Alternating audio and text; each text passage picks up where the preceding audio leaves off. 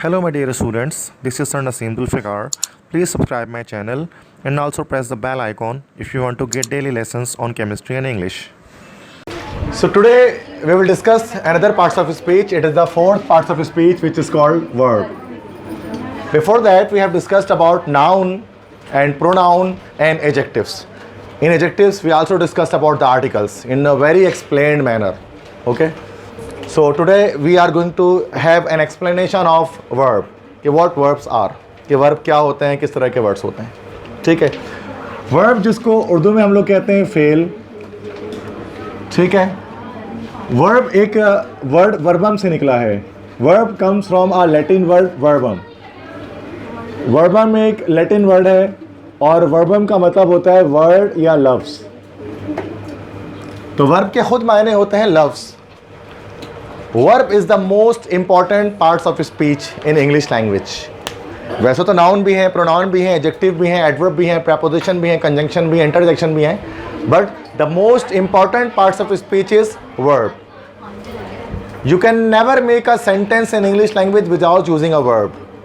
आप बिना verb के अंग्रेजी का एक जुमला भी ज़िंदगी में कभी नहीं बोल सकते. Verb का होना ज़रूरी है. बिना verb के sentence form ही नहीं हो सकता. आप कोई भी बच्चा आप में से ऐसा कोई सेंटेंस बोल ही नहीं सकता मेरे सामने. मैं चैलेंज करता हूं कि जिसमें वर्ब ना हो. वर्ब का होना ज़रूरी है. बिना नाउन के बोल सकते हो, बिना प्रोनाउन के बोल सकते हो, बिना एडजेक्टिव के बोल सकते हो, बिना प्रीपोजिशन के बोल सकते हो, बिना कंजंक्शन बिना इंटरजेक्शन के आप जुमला बोल सकते हो इंग्लिश का, बट बिना वर्ब के नहीं बोल सकते. ये बात पत्थर पे लकीर है. ठीक है. इतना इसलिए बहुत ज़रूरी होता है वर्ब को समझना. छोटे से वर्ब के बारे में कुछ ना कुछ सुनते आए हैं. हाँ भाई वर्ब होता है जागना, सोना, उठना, बैठना, पढ़ना. आज हम इसको डिस्क्रिप्शन के साथ पढ़ेंगे. अगर आप कहते हैं अच्छा वर्ब अकेला भी कभी कभार आके पूरे मायने सेंटेंस को दे देता है. मिसाल के तौर पे गो मतलब जाओ. अगर सिर्फ मैंने कहा गो जाओ, इसके मायने कंप्लीट हो गए. ठीक है. मतलब एक अकेला वर्ब भी कभी कभार इतना स्ट्रांग होता है पूरा सेंटेंस बना देता है. कम आओ. ठीक है. गो जाओ. तो इस तरह से मतलब इस तरह के वर्ड्स बहुत सारे और हो सकते हैं. सिर्फ अकेला वर्ब भी आपको मुकम्मल मायने जनरेट करके दे सकता है. अब आज हम वर्ब के टाइप्स पढ़ेंगे कि वर्ब कितनी तरह के होते हैं. So actually there are 3 types of verb. Verb जो है वो 3 तरह के इंग्लिश लैंग्वेज के अंदर मौजूद हैं. First type of verb that is called state verb. पहला जो फॉर्म होता है इसको हम लोग कहते हैं स्टेट वर्ब. ठीक है. इसी स्टेट वर्ब को जो है वो हम लोग इसको स्टेट मतलब होते हैं हालत, हालत को बताने वाला वर्ब. इसी स्टेट वर्ब को हम लोग कहते हैं बी वर्ब. ठीक है. अच्छा वर्ब की हमने डेफिनेशन डिस्कस नहीं की कि वर्ब कैसा वर्ड होता है. वर्ब एक ऐसा वर्ड होता है जो 3 चीज़ें बताता है. Verb is a word which shows 3 things: action, state and possession. ठीक है.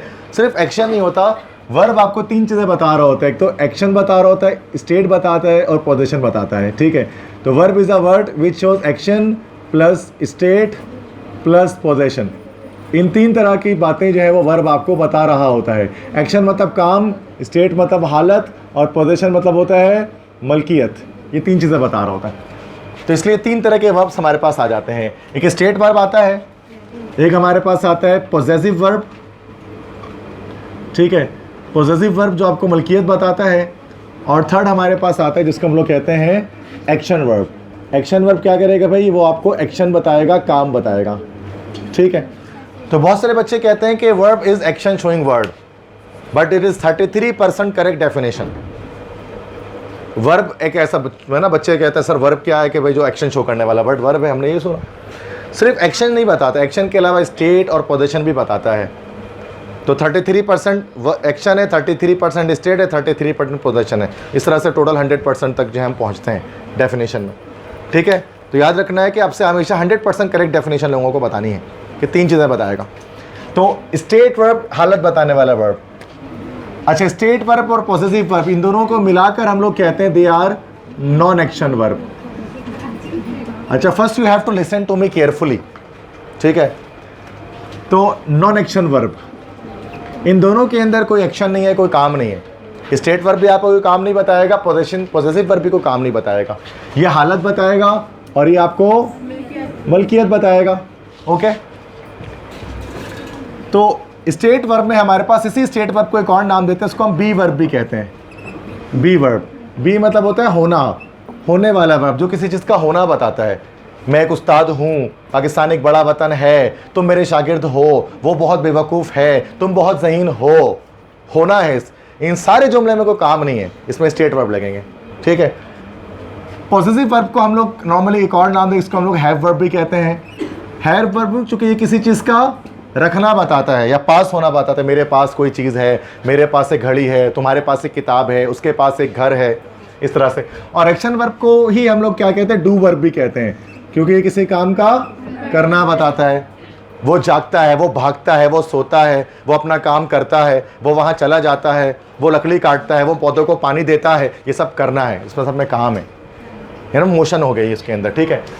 तो सबसे पहले स्टेट वर्ब पे डिस्कस करते हैं, जिसको बी वर्ब भी कहते हैं। स्टेट वर्ब की जो है वो हमारे पास कह लो कि 3 इसके जो है वो टाइप्स, हम इसके फर्दर 3 टाइप्स इसके निकालते हैं, ठीक है। स्टेट वर्ब की एक हमारे पास कहलाता है प्रेजेंट की स्टेट। प्रेजेंट की स्टेट हमारे पास हो सकती है, हमारे पास हो सकती है पास्ट की स्टेट, माजी की कोई हालत, और हमारे पास हो सकती है फ्यूचर स्टेट, मुस्तकबिल की कोई हालत। प्रेजेंट का स्टेट वर्ब जो हमारे पास इस्तेमाल होता है वो 3 है, is, am, are. These 3 are the present state verbs. Past का स्टेट वर्ब हमारे पास 2 होता है, वॉज या फिर वर। फ्यूचर के स्टेट वर्ब हमारे पास होता है विल बी। अब इसको समझते हैं। जैसे अगर कहता हूं ना कि मैं तुम्हारा उस्ताद हूं, इसमें एक्शन कोई नहीं है, इस काम के अंदर नॉन एक्शन है, और नॉन एक्शन के अंदर भी होना है किसी चीज़ का। तो इसको हम ट्रांसलेट किस तरह से कर सकते हैं, आई एम योर टीचर। अब यहाँ पर जो एम लगा ना बच्चों, दिस इज द वर्ब। बहुत सारे स्टूडेंट मुझसे ये कहते हैं सर इसमें तो वर्ब है ही नहीं। क्यों भाई, ये सिंपल सेंटेंस है, सादा जुमला है ना सर, इसमें वर्ब कहाँ है? तो ये आपकी भूल है, बिना वर्ब का जुमला बन नहीं सकता। इसमें वर्ब है एम, और ये एम कहलाता है बी वर्ब या स्टेट वर्ब। समझ में आ गई बात? ये एम यहाँ पर हेल्पिंग वर्ब नहीं है, ये हेल्पिंग वर्ब बाद में पढ़ेंगे कोने में जाकर, वो एक्शन वर्ब पे जाकर।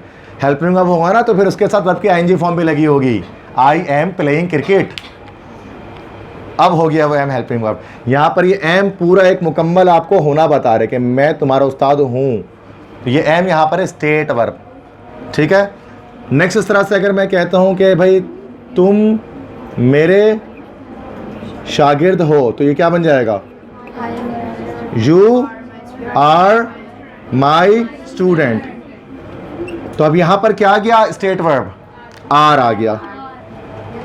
फिर से मैं बता रहा हूँ, it is not the helping verb, it is the state verb, जिसको आपने बचपन से सिंपल सेंटेंस के नाम से पढ़ते हुए आए हैं आप इसको, कि भाई ये तो सादा जुमला है ना। जब बच्चे से पूछा जाता है कि भाई इसमें टेंस बताइए, तो बच्चों सर इसमें कोई टेंस लग ही नहीं रहा, ये तो सादा जुमला है, आई एम योर टीचर। भाई ये टेंस है, प्रेजेंट सिंपल है। ये वर्ब की फर्स्ट फॉर्म यहाँ पर इस्तेमाल की गई है एम। मैं आपको बताता हूँ स्टेट वर्ब की भी फॉर्म्स होती हैं, इसकी फर्स्ट फॉर्म भी होती है, इसकी सेकंड फॉर्म भी होती है, इसकी थर्ड फॉर्म भी होती है, तीनों फॉर्म उसकी होती हैं, ठीक है। इसकी फर्स्ट फॉर्म क्या होती है, इसकी फर्स्ट फॉर्म होती है is am are, state verb की बात कर रहा हूँ। सेकंड फॉर्म इसकी होती है वॉज वर, और थर्ड फॉर्म इसकी होती है बीन। तो these are the 3 forms of state verbs, these are the forms of be verb या forms of state verb. Clear है बात? तो ये वर्ब की फर्स्ट फॉर्म है, स्टेट वर्ब की फर्स्ट फॉर्म जिसको हम कहते हैं, ठीक है। और यही कभी कभार ये सारे वर्ड्स हेल्पिंग वर्ब के तौर पर इस्तेमाल किए जाते हैं, प्रेजेंट कंटिन्यूअस में, पास्ट कंटिन्यूअस में, लेकिन वो बहुत एडवांस बात है, अभी हम उसको डिस्कस नहीं कर रहे, ठीक है। अब आ जाओ पास्ट का स्टेट, जो वॉज और वर से पता लगेगा। जैसे मैं एक तालिब इल्म था, अब मैं एक तालिब इल्म था, ये तो पास्ट की बात हो रही है ना, तो क्या हो जाएगा, I was a student, I was a student. अब होना है ना, आई वॉज, यहाँ वॉज यहाँ पर आ गया स्टेट वर्ब, पास्ट का माजी की हालत है, पहले था अब नहीं हूँ, ठीक है। मैं एक तालिब इल्म था, ठीक है। इस तरह से अगर हम कहें बांग्लादेश पाकिस्तान का हिस्सा था, Bangladesh was the part of Pakistan, माजी की हालत है ये, अब नहीं है। अब आ जाए फ्यूचर स्टेट की तरफ, मुस्तकबिल में कोई चीज़ होगी तो वो विल बी से हम जाहिर करेंगे उसको। जैसे तुम एक डॉक्टर होगे, ये क्या हो जाएगा, यू आर ना, यू आर तो तुम एक डॉक्टर हो, you will be a doctor. तो यहाँ पर विल बी जो है वो फ्यूचर का स्टेट लगा, मुस्तकबिल में कोई चीज़ होगी। Kashmir will be the part of Pakistan, Kashmir Pakistan का हिस्सा होगा, Pakistan will be a developed country, Pakistan एक तरक्की याफ्ता मुल्क होगा। तो स्टेट वर्ब जिसमें काम नहीं होता हालत होती है, और वो 3 है, प्रेजेंट के स्टेट, पास्ट के स्टेट और फ्यूचर के स्टेट। बात समझ में आ गई? अब आ जाते हैं सेकंड टाइप ऑफ वर्ब में, जिसको हम लोग बोलते हैं पोजेसिव वर्ब। पोजेसिव वर्ब में क्या होता है? मलकियत है, इसको हैव वर्ब भी कहते हैं, ठीक है, मलकियत बताता है ये। अब पोजेसिव वर्ब में उसके बाद इसमें भी क्या होता है कि हम इसके अंदर 3 कैटेगरी निकाल सकते हैं, ठीक है। इसके अंदर भी हमारे पास 3 कैटेगरी आ जाएंगी। पहले हम इसमें डिस्कस करेंगे भाई पास्ट प्रेजेंट की पोजीशन, प्रेजेंट की पोजेसिव वर्ब, फिर हम डिस्कस करेंगे पास्ट और फिर फ्यूचर। अगर प्रेजेंट में कोई चीज आपके पास है तो हम लिखते हैं यहां पर हैज या फिर हैव। अगर पहले कोई चीज आपके पास थी अब नहीं है तो फिर, अगर अभी कोई चीज नहीं आपके पास है बाद में वो चीज आपके पास होगी तो फिर विल हैव, ठीक है जी। तो ये प्रेजेंट का पॉजिटिव वर्ब, पास्ट का पॉजिटिव वर्ब, फ्यूचर का पॉजिटिव वर्ब, ठीक है। मलकियत बताने वाला वर्ब जिसमें कोई काम इसमें भी नहीं होगा। जैसे कि मैं कहता हूं कि मेरे पास एक किताब है, तो ये क्या हो जाएगा? I have a book. तो यहां पर हैव जो आया this is the positive verb, present positive verb है, ठीक है, हाल की मलकियत बता रहा है। अगर हम पास्ट की बात करें तो मेरे भाई के पास एक गाड़ी थी, अब नहीं है, तो फिर क्या हो जाएगा? My brother had a car, तो अब नहीं है तो हैड ये पास्ट की पोजीशन। फ्यूचर की पोजीशन भी हो सकती है, तुम्हारे पास एक बड़ा घर होगा, तो you will have a big house, so you will have a big house, so this is the future possessive verb। तो कभी कोई चीज़ आपके पास है तो हैज़ हैव, पहले कोई चीज़ आपके पास थी अब नहीं है तो फिर हैड, और मुस्तकबिल में कोई चीज़ आपके पास होगी तो फिर विल हैव, ठीक है। अच्छा, अब इसमें बात याद रखें कि इसके भी वर्ब की फॉर्म्स होती हैं, इसकी फर्स्ट फॉर्म भी होती है, इसकी सेकंड फॉर्म भी होती है, इसकी थर्ड फॉर्म भी होती है। तो इसकी जो फर्स्ट फॉर्म होती है वो होती है हैज़ या हैव, सेकंड और थर्ड फॉर्म इसकी होती है हैड, सही है। अच्छा, ये तो मैंने बात बता दी आपको पॉजिटिव वर्ब की, मलकियत बताने वाले वर्ब्स जो होते हैं, ठीक है। अब आते हैं वो वर्ब जो सबसे ज़्यादा मशहूर है आप लोगों के बीच में, दैट इज़ एक्शन वर्ब। अब शुरू होगा काम, जाना, भागना, सोना, उठना, बैठना, चलना, फिरना, अब वो सब आएगा। अभी तक कोई काम नहीं था बोर्ड में, चाहे वो स्टेट की बात कर लो चाहे पोजीशन की बात कर लो, हालत भी कोई काम नहीं है, मलकियत भी कोई काम नहीं है। मैं एक उस्ताद हूँ, इस जुमले में कोई काम का होना साबित नहीं है। मेरे पास एक कलम है, इसमें भी कोई काम का होना साबित नहीं है। एक स्टेट है, एक पोजीशन है। अब सेंटेंस में आ जाएगी मोशन, मूवमेंट, हरकत आ जाएगी, ठीक है। एक्शन वर्ब उसको हम कहेंगे, ठीक है। Run, teach, sleep, slap, fight, इस तरह के वर्ड सब आएंगे, ठीक है, बहुत सारे। तो बहुत सारे बच्चे उसको तो वर्ब मानते हैं लेकिन इसको वर्ब मानने से इनकार कर देते, तो मैं मानता हूँ, बता देता हूँ, आज से आप इसको भी वर्ब बोलेंगे कि ये भी वर्ब्स हैं भाई, ठीक है, क्योंकि इसके बिना भी जुमले अधूरे होते हैं। बहुत सारे सेंटेंस आप इन वर्ड्स के बिना नहीं बोल पाएंगे, आप हालत नहीं बता पाएंगे, आप मलकियत नहीं बता पाएंगे अगर आपके पास ये वर्ड्स ना हो तो, ठीक है। अच्छा, एक्शन वर्ब खुद जो है ना बच्चों 2 पार्ट्स पर मुश्तमिल होता है। कोई भी एक्शन वर्ब हम लिखते हैं ना उसके 2 पार्ट्स होते हैं। मिसाल के तौर पे अगर मैं लिखता हूँ एग्जाम्पल में इसके अंदर आई am playing cricket,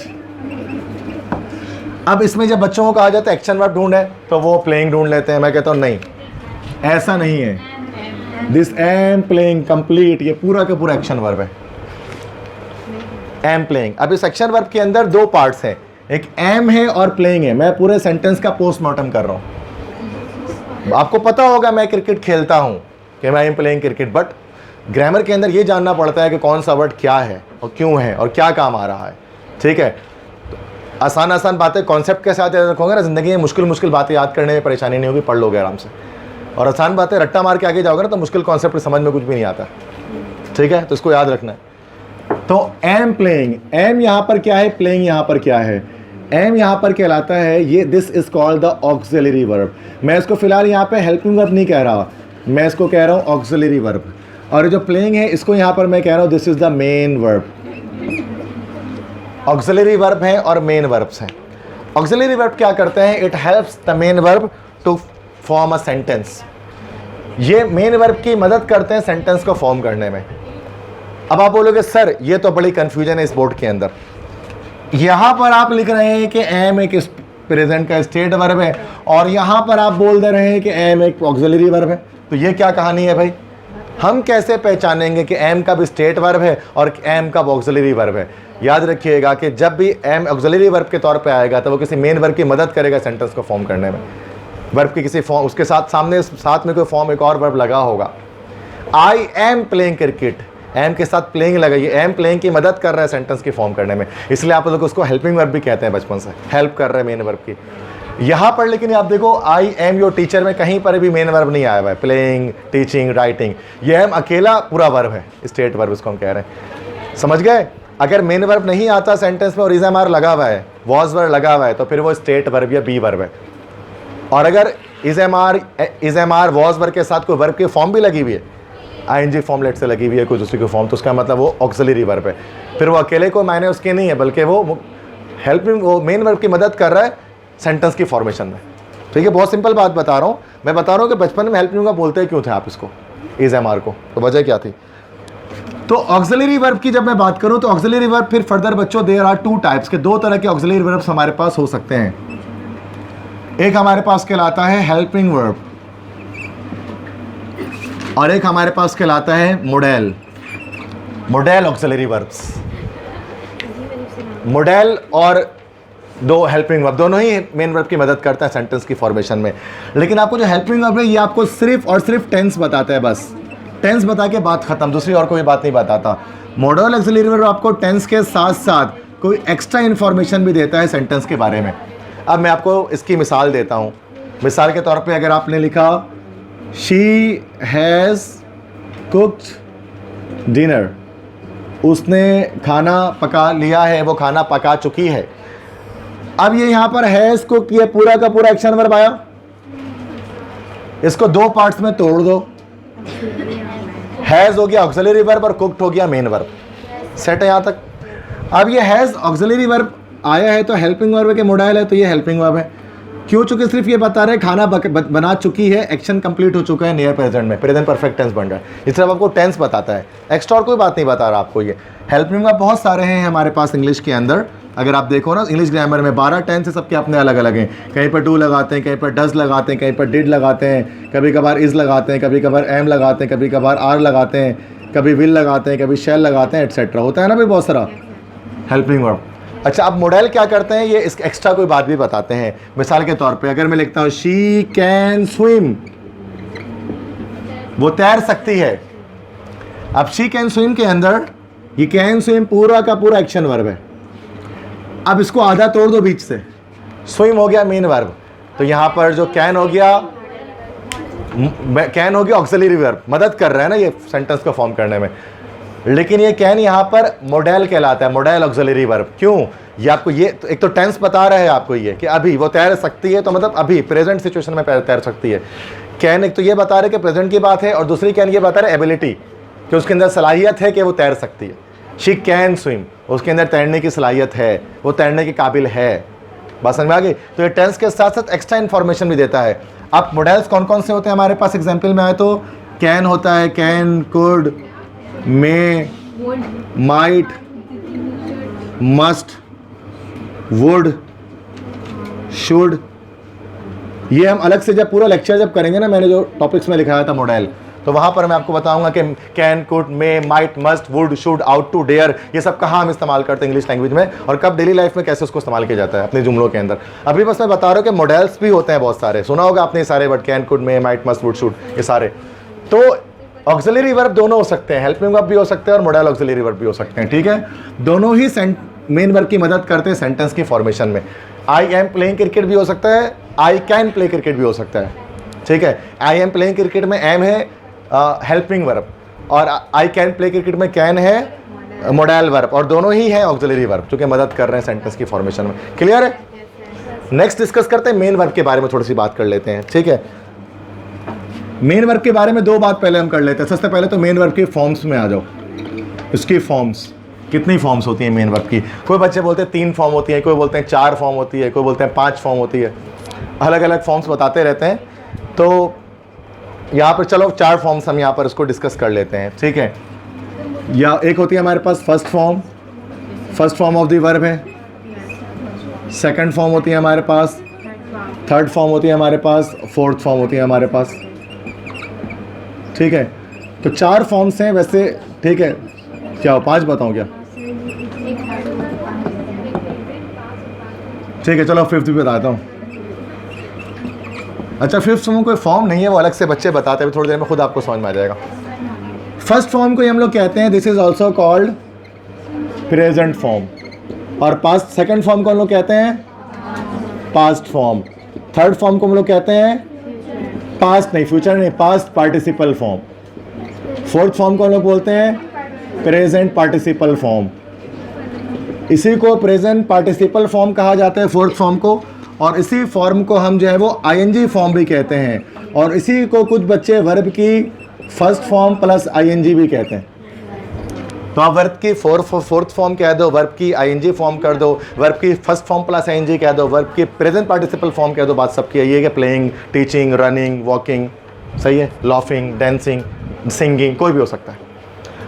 fifth form की बात करें तो फिफ्थ फॉर्म यहाँ पर असल में है सिंगुलर फॉर्म। ये प्रेजेंट सिंपल में समटाइम्स लगाते हैं। ये होता है क्या, वर्ब की फर्स्ट फॉर्म के साथ जब एस या ईएस लगा देते हैं ना, इसको कह लेते हैं कि भाई सिंगुलर फॉर्म है, थर्ड पर्सन सिंगुलर के साथ जो आता है, place, teaches, rights, learns, sings, dances, ये सारे वर्ड्स। तो जब हम बात करते हैं फर्स्ट फॉर्म की, तो फर्स्ट फॉर्म के एग्जांपल में जैसे हम लिख दें कट लिख दिया, प्ले लिख दिया, इस तरह से जो है वो आपने लिख दिया फ्लाई, ये सारे फर्स्ट फॉर्म है। सेकंड फॉर्म में क्या होता है कि ज़्यादातर ईडी लगा देते हैं, जो रेगुलर वर्ब्स होते हैं उनके साथ ईडी लगा देते हैं, जैसे प्लेड, और कुछ इर्रेगुलर वर्ब्स होते हैं, जैसे फ्लाई का फ्लाइड नहीं होता, क्या होता है, फ्लू, और कुछ होते हैं अनचेंज्ड वर्ब्स जिनका फर्स्ट सेकंड थर्ड फॉर्म तीनों सेम रहता है, cut cut cut, put put put, shut shut shut, set set set, इस तरह वाले है ना भाई। कट कट कट, तो कट को कट कटेड कटेड नहीं होता, कोई बहुत ज़्यादा कोई समझ लो ग्रामर जिसके डब्बा ग्रामर है वो बोलेगा कटेड कटेड, ठीक है, शी हैज़ कटेड द ट्री, तो मारो पकड़ कैसे बच्चों को, मतलब कटेड कहाँ से हो जाएगा यार, कट कट कट, तीनों फॉर्म सेम होती है, ऐसे ही है ना। तो वो अनचेंज वर्ब्स भी हमारे पास होते हैं, कट, पुट, सेट, शट, ये सारे। और थर्ड फॉर्म ये कट रह जाएगा, और थर्ड फॉर्म ईडी वाले में तो ईडी ही रह जाता है, और इरेगुलर में अलग हो जाता है, फ्लोन। आईएनजी में क्या करते हैं, फोर्थ फॉर्म में फर्स्ट फॉर्म के साथ एनजी लगा लेते हैं, जैसे कटिंग, प्लेइंग और फ्लाइंग। फिफ्थ फॉर्म में हम क्या करते हैं, एस या ईएस का इजाफा करते हैं फर्स्ट के साथ, क्या हो जाएगा, कट्स, प्लेस और फिर फ्लाइज। तो ये मेन वर्ब की डिफरेंट फॉर्म्स होती हैं हमारे पास, first form, second form, third form, fourth form. जब हम टेंस डिस्कस करेंगे तो उसके अंदर हम डिफरेंट फॉर्म्स को लगाते हैं, किसी टेंस में फर्स्ट, किसी में सेकंड, किसी में थर्ड, किसी में फोर्थ फॉर्म लगाते हैं, सही है भाई। अब इसके बाद ये तो मैंने बता दिया आपको इसके मेन वर्ब के फॉर्म्स, इसी तरह से आपको मेन वर्ब के टाइप्स भी पता होने चाहिए, यहाँ से तो ओके। अच्छा मैं इसको वर्बली बता रहा, बस 2 वर्ड्स लिखने हैं। मेन वर्ब के टाइप्स में हमारे पास ट्रांजिटिव वर्ब होता है, और दूसरा हमारे पास होता है इनट्रांजिटिव वर्ब। तो मैं जिसको डिस्कस कर ले रहा हूं because we don't have space for writing here. Transitive intransitive में क्या फर्क होता है, देखो जब हम एक्टिव पैसिव वॉइस पढ़ेंगे तो वहां पर हम पढ़ेंगे कि इनट्रांजिटिव वर्ब का पैसिव वॉइस नहीं बनता, नॉट पॉसिबल होता है, birds are flying in the air का पैसिव नहीं बनता। तो ट्रांजिटिव और इनट्रांजिटिव वर्ब में क्या फर्क होता है कि अगर सब्जेक्ट काम करे और ऑब्जेक्ट पर उस काम का असर हो तो वो वर्ब जो काम है ना वो ट्रांजिटिव है, और जब सब्जेक्ट काम करे और ऑब्जेक्ट पे काम करने का असर ना हो तो वो इनट्रांजिटिव वर्ब है, ठीक है, और उसका पैसिव नहीं बनता। मेरी बात समझना, जैसा मैं मिसाल देता हूं, I slap you, I slap you, मैं तुम्हें थप्पड़ मारता हूं। अब अगर मैं सब्जेक्ट हूं, तुम ऑब्जेक्ट हो, स्लैप वर्ब है, काम है, मैं तुम्हें थप्पड़ मारूंगा तो तुम्हें यकीनन फर्क पड़ेगा ना भाई। तो स्लैप कौन सा वर्ब हुआ, ट्रांजिटिव वर्ब हुआ, उसका पैसिव बन जाएगा, यू आर स्लैप्ड बाय मी। अब आ जाओ, birds fly in the air, परिंदे हवा में उड़ते हैं, फ्लाई वर्ब आ गया। परिंदे यहाँ पर सब्जेक्ट है और इन द एयर यहाँ पर ऑब्जेक्ट है। क्या परिंदों के हवा में उड़ने से हवा को फर्क पड़ता है? तो यहाँ पर जो फ्लाई है वो कौन सा वर्ब है? इंट्रांजिटिव वर्ब है, इसलिए birds fly in the air का पैसिव नहीं बनता। The air is flown by ऐसा कुछ भी नहीं लिख सकते हैं, नॉट पॉसिबल लिख देते हैं। बात समझ में आ रही है? तो ट्रांजिटिव इंट्रांजिटिव वर्ब में क्या फर्क है? कंप्लीट वर्ब समझ में आ गया आपको?